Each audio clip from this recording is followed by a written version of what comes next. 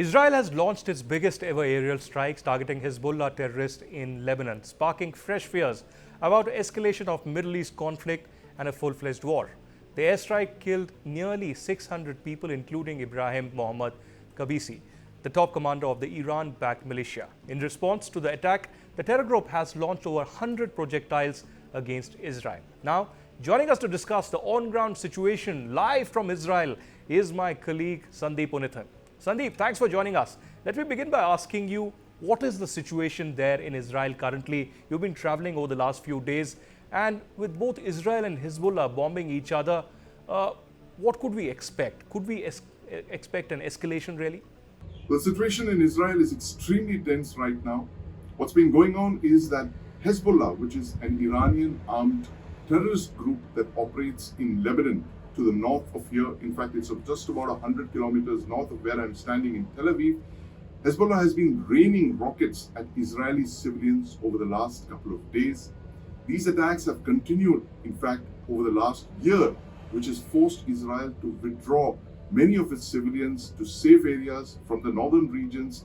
Almost 1 million Israeli civilians have been evacuated so far. But in the last couple of days, what we've seen is an intensification of this war between Israel and Hezbollah.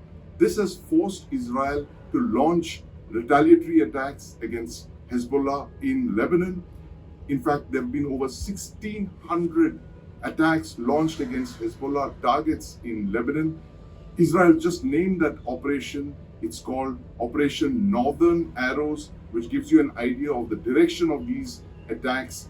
This comes at a time when Israel has begun to wind down its major military actions against Hamas, the terror outfit that launched the horrific October the 7th terror attacks against Israeli civilians in the south, killing over 1,400 civilians and abducting over 200 Israeli civilians.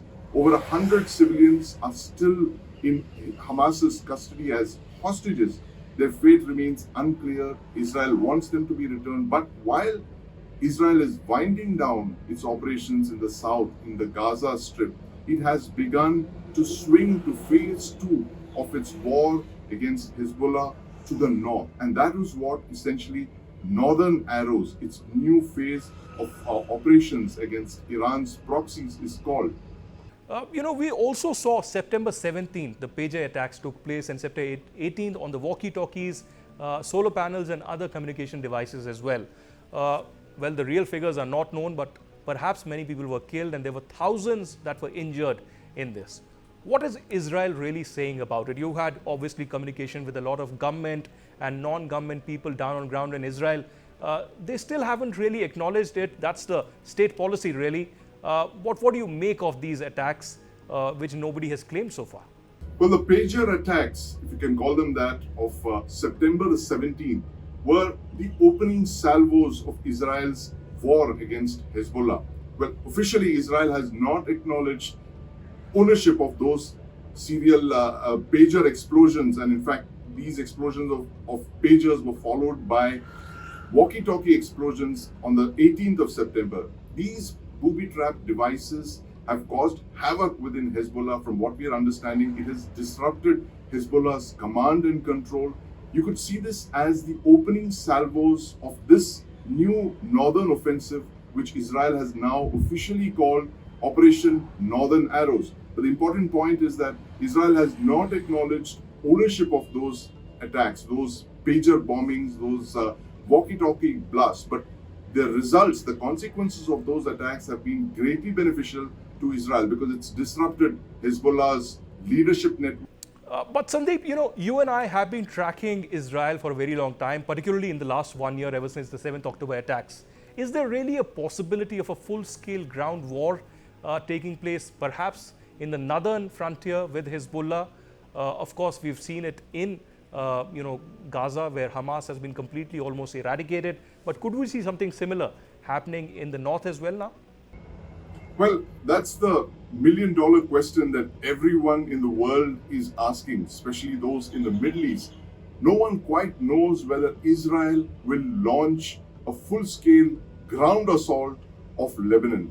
In fact, we spoke with a foreign ministry official yesterday, and that person said that all options were on the table, thereby not ruling anything out. And let's not forget, Israel has attacked Lebanon 3 times in the last couple of years. All of these invasions, these ground-based invasions, were in response to attacks on Israeli civilians emanating from southern Lebanon. 1978 and 79, the Israeli Defense Forces launched their first invasions of Lebanon in response to attacks by Palestinian terrorists based in Lebanon. In 2006, the Israeli Defense Forces re-entered Lebanon in response to Palestinian attacks.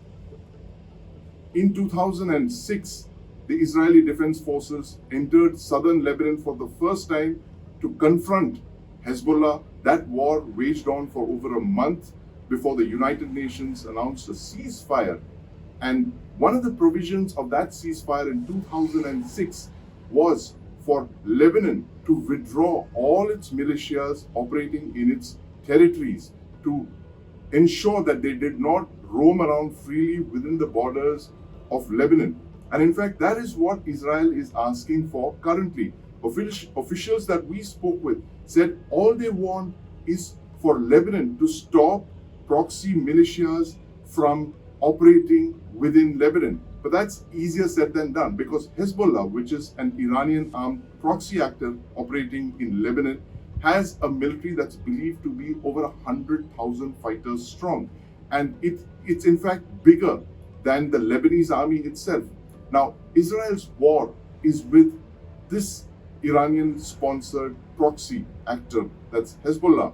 And in fact, the Israeli officials have repeatedly said that our war is not with the people of Lebanon. Our war is with Hezbollah, which operates inside Lebanon.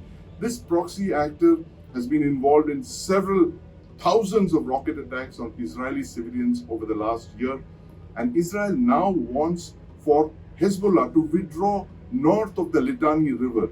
Now, the Litani River flows from Lebanon into the Mediterranean Sea. It's about 30 kilometers north of the border between Israel and Lebanon. Israel wants Hezbollah to withdraw north of the Litani River and to create a buffer zone between its civilians in northern Israel and the Lebanese international boundary. Right, Sandeep. Thank you very much for joining us down on ground live from Israel.